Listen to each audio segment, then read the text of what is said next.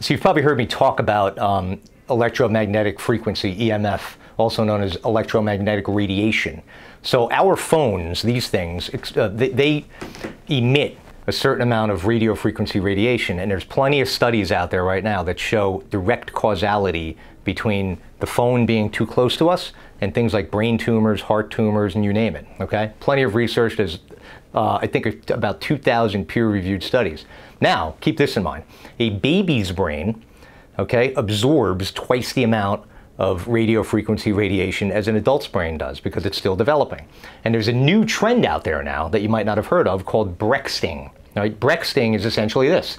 It's young nursing moms who are on their phones like this while they're nursing their child. And two things are happening that they're not aware of. Studies show. That child, that bond between the mom and the child, the eye contact and all of the little nuances are so critically important to the development of that child, okay? And the problem is that a lot of nursing moms nowadays, they're nursing the baby, but not really there nursing the baby. They're too distracted by their phones. That's problem number one. Problem number two is what I mentioned earlier. The closer this phone is to your baby, the more likely the more radiation they're getting, and they're getting double the amount of radiation than adults are.